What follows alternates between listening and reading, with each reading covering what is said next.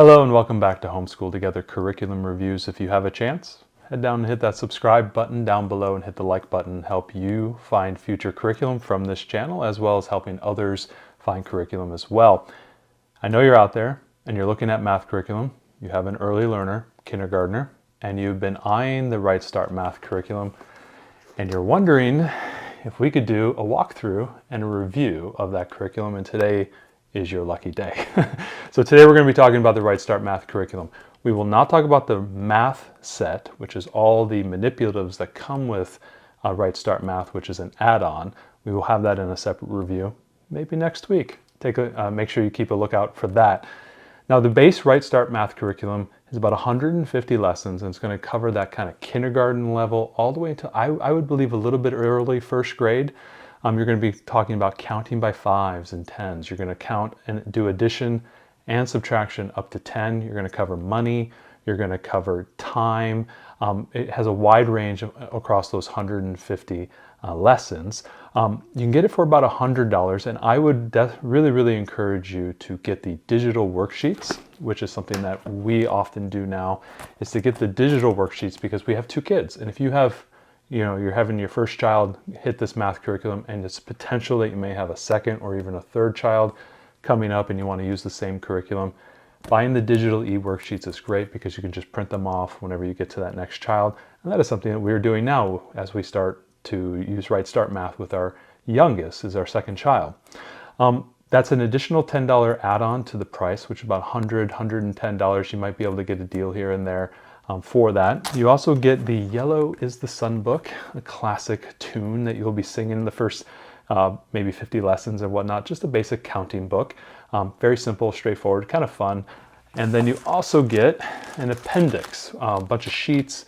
These are tally cards, a little bit of I think there's calendars in there, tally sticks, a lot of materials in here that come along with the curriculum.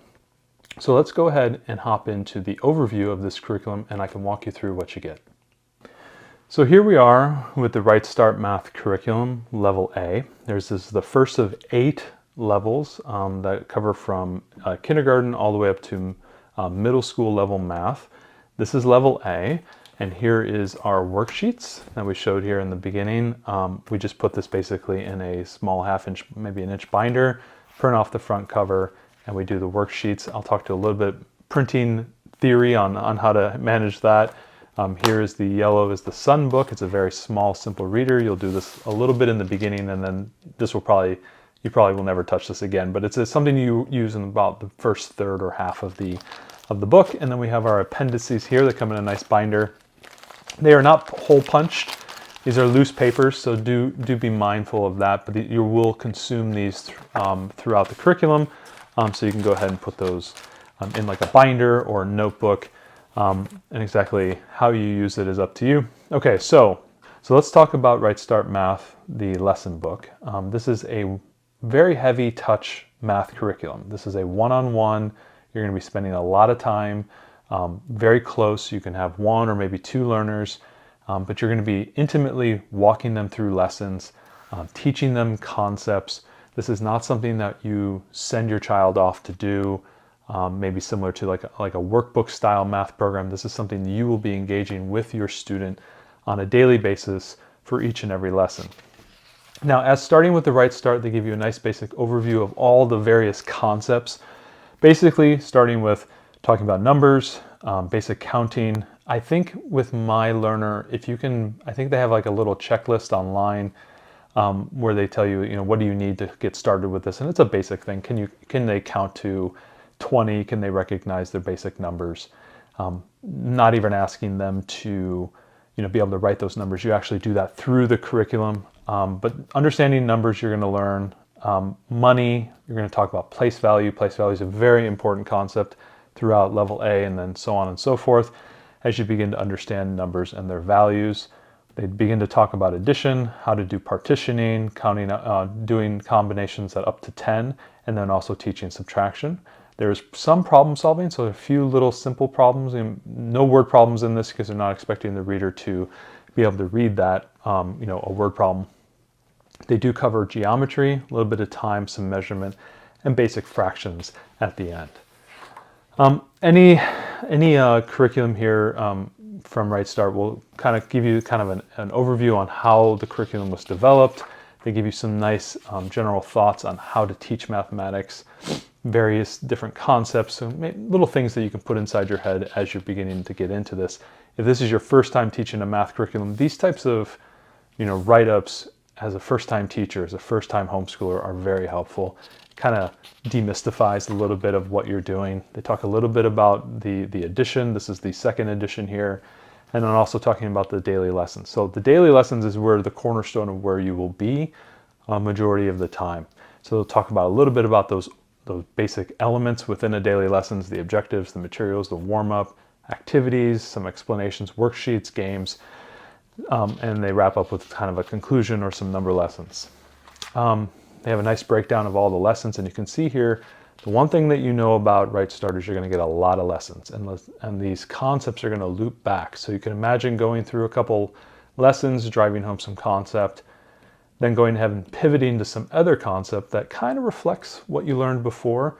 You're doing a few lessons there, and then maybe you will loop back to what you were learning previously, and then reinforce that and drive that mastery. So it's a looping schedule on the way it teaches. So you're going to be doing lessons, you're going to do something else, you're going to come back. It's very much this kind of looping feel as you move through. And as you can see, you get all the way up to about 150, 140 lessons.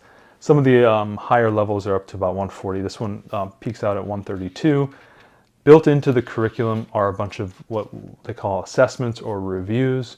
So you'll be able to assess your student along the way and see if if they are mastering these concepts. Very helpful for any type of early years reporting that you may have to do in your location. So let's go ahead and talk a little bit about a lesson. So this is a very typical lesson. Very often the lessons are only 2 pages. We are up on like the 5th level E edition of this RightStart Math curriculum now with my oldest, and it hasn't changed. It's always 2 pages, and you cover the whole lesson in those 2 pages.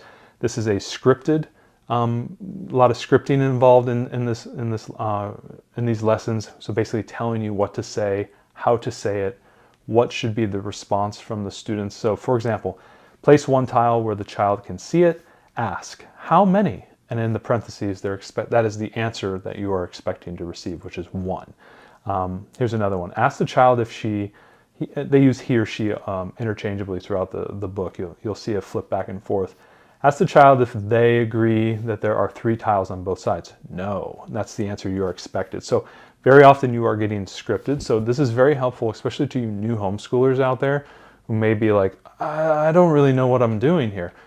Scripts help immensely, kind of overcoming that little bit of a fear, that anxiety around teaching. What should I do? How should I do it? The curriculum gives you that opportunity. Now, as they break it up, they tell you about the objectives. This is really helpful to, if you're the parent, you can quickly read this. It gives you a nice base of what you need to do in this. And especially with these early years curriculums, these are not heavy concepts, right? So we're learning the term left. Obviously, that's fairly straightforward. To learn the finger sets and tally marks for quantities 1, 2, and 3. To recognize the quantities 1, 2, and 3 without counting. So they're kind of using a visual representation for that. They then list the materials that you need to collect. This is really helpful for me as a homeschool parent with multiple children, and I have multiple versions of curriculums and whatnot. So when I'm prepping the night before, I'm able to open up and say, okay, we're doing lesson 1. What do I need? Okay, I need the Yellow is the Sun book here. I need the music for the Yellow is the Sun, which is in the appendix.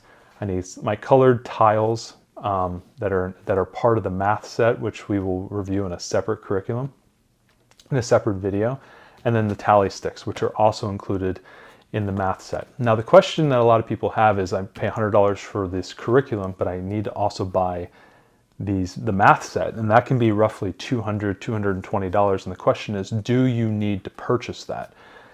On the surface, my answer is no. You don't have to purchase that. You can absolutely, use little, sticks that you can buy at the store. You can buy little math tiles. You can draw little cards on 3x5 index cards.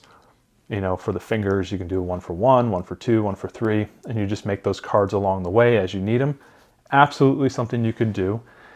Is it the easiest way to go? Typically not, because you're going to have to build your own essentially math manipulative set slowly as you go. Is that cheaper than $220, which is the math set that would be used from level A all the way up to, I think, level G? If you're going to do all 8 levels of this, paying $200 to get all your manipulatives for 8 years might be worth it. But if you are cost conscious, if maybe you are getting this, you're sharing this book with some other family and you go ahead and buy the digital sheets and you're maybe a little bit more price conscious, yes, you do not need to buy the math manipulative set. You can build them along your way, but just realize that these are things that are called out in that math set. And so you'll have to go ahead and make those your own by yourself. So having the materials list is nice. So you can go say, oh, you can get some craft sticks. I need to go dig through the art book, put those out and get those ready. Now, once you have the materials ready, you go ahead and start doing your lesson. Now the question is, on a 2-page lesson for a kindergartner, this could be a 5-year-old, be a 6-year-old, how long will this type of lesson take? Well, at the beginning, this is very straightforward and simple. You might be able to do this in, say, 1 day. Some parents might be able to do 2 days. Might have to do it in 3 days. Whatever is the pace to start out is your pace. So they have these nice breaks here, the quantity of 2, quantity of 1. So you can focus on trying to do it in sections. So if you find that your learner can only do 2 sections, great, take a break, do the other half the next day. Now, when you're thinking about the calendar year and you're thinking about 132 lessons that you have to do over the course of, say, an entire year, that means you're going to have to be completing a math lesson if you want to finish it in 1 calendar year. About every 3 days, you need to essentially do a lesson. I find that my child, who's 5, can do an entire lesson in 1 day. Some lessons might take 2 days, but over the course of a week, I can do 2, maybe 3 lessons very easily and straightforward. Not a very difficult challenge. When you start getting into concepts that they might be a little bit more challenging, yeah, take a little breather, let it go for a couple days. Maybe you have to do the lesson twice. Maybe you have to do the same exercise multiple times to talk about that, but do not stress about lessons taking more than 1 day. A lesson should not necessarily take exactly 1 day to do. The lessons that do take 1 day for me might take 15, 20 minutes, but that's the kind of the limit of time that my child has for, doing some activity, math or reading levels, at 5 or 6 years old, doing about 10, 15, 20 minutes is essentially her limit. If you have a child that's a little bit more patient, great, you'll be able to get through the whole lesson, not a big deal. When I'm doing lessons, I tend to think about Monday, Wednesday, Friday. Obviously, if your schedule is kind of all over the place, you can think about maybe Monday, Tuesday, Friday. Maybe they can do 2 lessons in a day, maybe do another one at the end of the week. It's not crazy to have you kind of do multiple lessons, but definitely think about trying to do that 2 to 3 lessons a week is typically when I'm thinking about, doing math with my daughter, that's about what I'm thinking here. You'll notice here that I have a sticky note, really helpful for me. I'm a big efficiency fan, so especially when you're using these type of books that are lesson-based and you're hopping through these lessons as you go through, so subsidizing for and patterning. I do not like to spend time, flipping through and going, oh, what lesson are we on? I really like using sticky notes to help me find that, that lesson that we're on. If you think about it, if it takes 10 to 15 seconds, maybe even a half a minute to find out where you were the last time, and you do that every single time over the course of a year, you might waste hours trying to find out which lessons you are. Being smart about knowing where you left off is a real big power feature for me, is just tossing in a little sticky note just to remind me of what I'm doing and when I'm doing it. So here we'll talk about another lesson. Maybe we'll jump ahead here and talk about something else. Subsidizing 10 and quadrilaterals. So this is a great example of using the abacus. Now the abacus is a big feature in the RightStart Math curriculum. This is true, gosh, all the way up to level E so far, still using this abacus. And I would not use a general abacus where they have all the same color and maybe they change color versus the rows. They use a very specific abacus here called the Cotter abacus. And why it's important is it goes ahead and divides 5s in the row. So the first 5, second 5 make a 10. So you can visually see 5 and you can visually see 10. And then after 5 rows, they alternate that. So you can visually see 50. They're great reference points for counting, and you use it a lot for being able to quickly do math. And it gives you that intuition and driving home that 5s and the 10s idea. That's a big thing that they do, especially in this early K-level curriculum. They use the Cotter abacus extensively, and it's very important. So I would really, if you're not going to buy the abacus through RightStart, I'd recommend you to buy a Cotter abacus so that the abacus looks and acts just like what they're doing here in the curriculum. Here's a geo board. You'll have to purchase your own geo board, get rubber bands to make different shapes. This is very much how they do the early geometry in the curriculum. Moving on to some of the addition, so I jumped to lesson 60 here, adding and writing doubles equations. So this is us starting to do basic addition, and they use the whole circle method. So a larger circle is the sum of those, and the 2 smaller circles add into it. It's the way they type of visualize the addition equation. I find when I'm doing these that having a legal pad next to you while you're doing this, very often I will slip the legal pad into the book on whatever page we are on. At that time, I'll have the legal pad. It allows me to draw more examples than are in the book. I find for me, teaching more examples is kind of a power feature for teaching math, is just cranking out additional examples or allowing my learner to actually do these themselves and draw the circles, and allows them to become involved and not just a passive consumer of math, but actually actively involved. So I know a lot of times they have these drawn here. I like to have my learner actually do this with me, and I'm drawing examples in a legal pad. So when they're teaching this type of stuff, so again, another feature that I would bring in is just a legal pad for you to be able to take notes. They recommend using a dry erase board. I don't like dry erase boards because they will get really dirty on the fingers, and I just don't like that. So I like to have like a pencil and just a simple legal pad in order to draw these type of things. Obviously, my oldest left me a little art there from the previous time we were here. So they're combining the whole circle options with the abacus. So you're doing 6, so 4 and 2, and they're saying, okay, use the abacus and push across the 4, and then go ahead and push across the 2. So I'm back here. I went ahead and grabbed the actual abacus because we do have the math set, and so I just want to let you see what that looks like. On the one side, they have just a simple abacus. So if you're doing a sample for this problem, we would have our learner go, okay, we're adding 4 and 2 together. So you come in here and go 1, 2, 3, 4, and then we're going to add 2, 1, 2. And then from this way, when we count, we say, well, what's the total answer? Well, we know that's 5, so we can count from 5, 5, 6. It's a way to be able to get that into your mind a little bit quicker.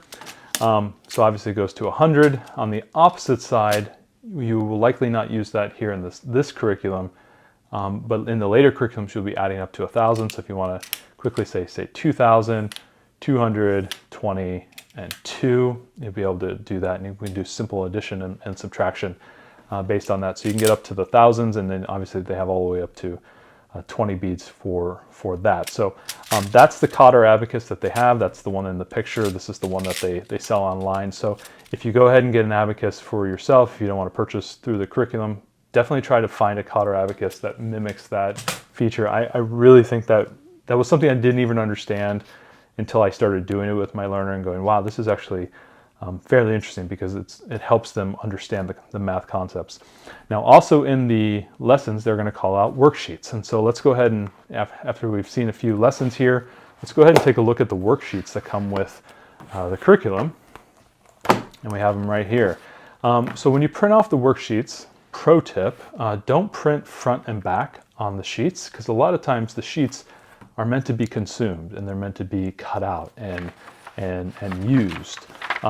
Very good example here is we're meant to cut out these triangles, and if you have the next sheet on behind it, obviously you will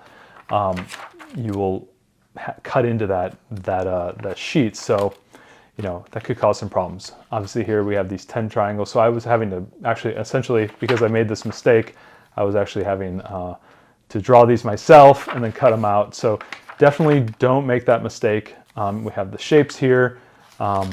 We have simple doing halves. So obviously I'm a little distance into this curriculum with my younger one. I think we're up to lesson 50 or so, and we're starting to already do these. But then you can see we have worksheets here where we are doing simple addition problems, simple combinations here, adding smaller numbers first, just basically seeing these addition problems. And as you go on, you see more and more worksheets that you will do.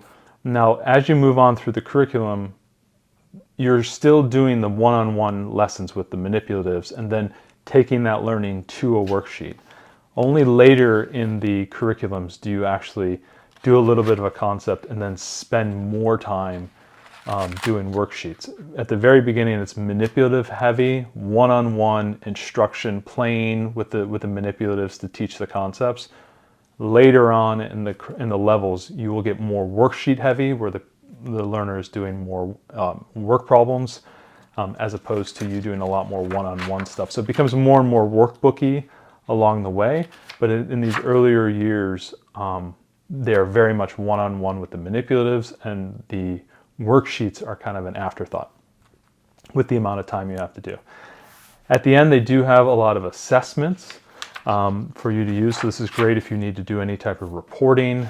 End of the year assessments. There are mid-level assessments that are built into the curriculum, and they are listed in the beginning for you to do that. Now let's talk a little bit about the Yellow is the Sun book. This is a fun little rhyming book that you're going to sing at the beginning of the first few lessons. And it's just a very simple little song.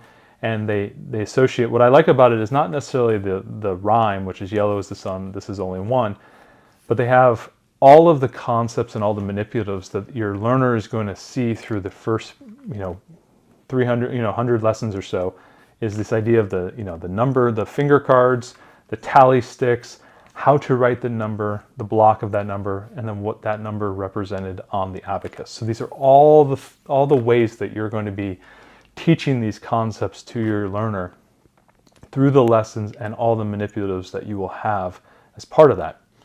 And it is shown here in the book. So why is the sky so blue? Let me show you two.